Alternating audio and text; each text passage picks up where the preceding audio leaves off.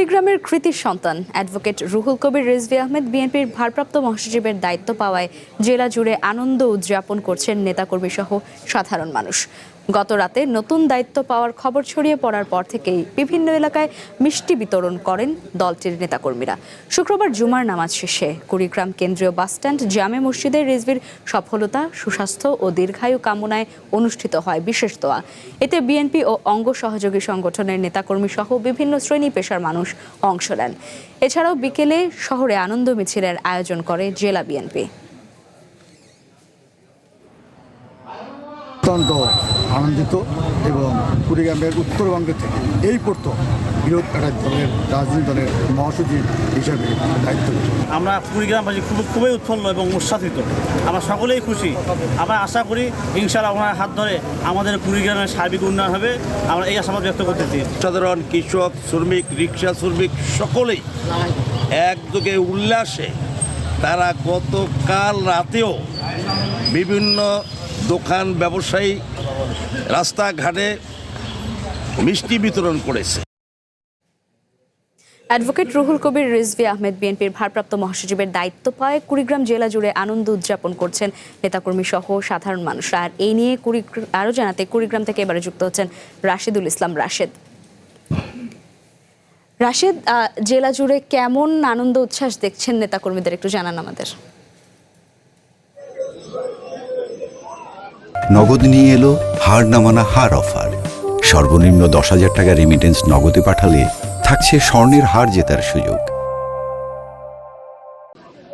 যে লাইবা আপনি যেমনটা বলছিলেন যে কুড়িগ্রামের যে কৃতি সন্তান অ্যাডভোকেট রুহুল কবির রিজভী গতকাল রাতে যখন আসলে তার ভারপ্রাপ্ত মহাসচিব বিশেষ দায়িত্ব পালনের খবরটি ছড়িয়ে পড়ে, তখন কিন্তু কুড়িগ্রাম জুড়ে একটি আনন্দ উচ্ছ্বাস শহর জুড়ে বিরাজ করে এবং আমরা দেখেছি যে রাত থেকে আজকে এখন পর্যন্ত শহরের বিভিন্ন প্রান্তে মিষ্টি বিতরণ চলছে এবং সেই সাথে দফায় দফায় আসলে আনন্দ মিছিলের বহর আসছে। আমি এই মুহূর্তে আছি কুড়িগ্রামের যে কেন্দ্রীয় ঈদগাহ ময়দান, সেই ঈদগাহ ময়দান কিন্তু ইতিমধ্যে নেতাকর্মীদের একটু ঢল নেমেছে। আমি কথা বলবো এখানকার যে নেতাকর্মীরা আছে তারা যেমনটি বলছেন যে রুহুল কবির রিজভী হচ্ছে আন্দোলন সংগ্রাম এবং সেই সাথে প্রগতিশীল আন্দোলনের যে তিনি একজন কিংবদন্তি নেতা, সেই নেতার যে আসলে এই পদ যে তিনি পেলেন, তিনি আসলে বিএনপিকে আরো সংগঠিত করবেন, সুসংগঠিত করবেন এবং সেই সাথে নেতাকর্মীর যে প্রত্যাশা সেটিও পূরণে তিনি ভূমিকা রাখবেন আর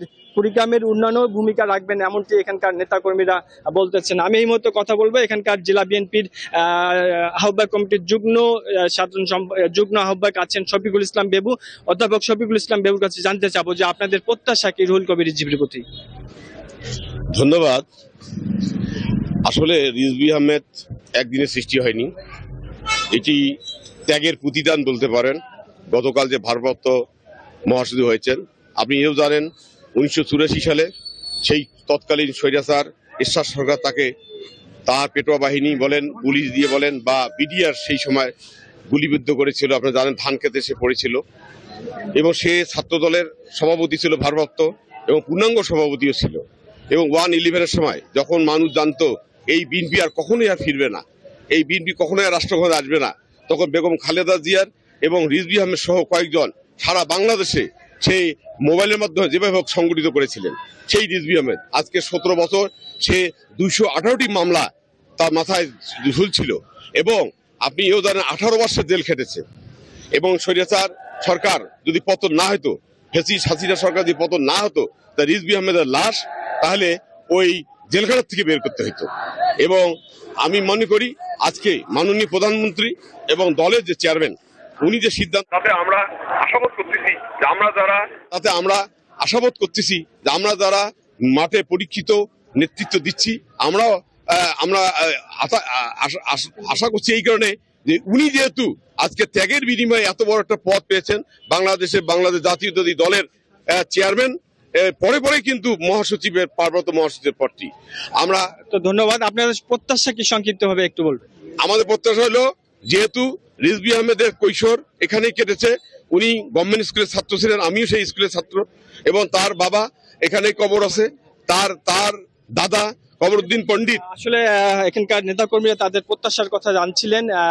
তারা যেটা বলছিলেন যে আন্দোলন সংগ্রামের যে আসলে কিংবদন্তি নেতা, এই কিংবদন্তি নেতা কুড়িগ্রামের উন্নয়নে এবং সেই সাথে নেতাকর্মীদের যে প্রত্যাশা সংগঠনকে আরো শক্তিশালী করার জন্য, সেই বিষয়টি তারা বারবার বলার চেষ্টা করছে। তো সব মিলিয়ে বলা যায় যে আজকে কুড়িগ্রামে একটি ঈদ উৎসবের মতো নেতাকর্মীদের মধ্যে তারা সেই একটু পরেই তারা আনন্দ মিছিলে যোগদান করবে, এমনটি আমরা দেখতে পাচ্ছি। লাইভ এই ছিল কুড়িগ্রামের রুহুল কবির রিজভীকে নিয়ে সর্বশেষ পরিস্থিতি।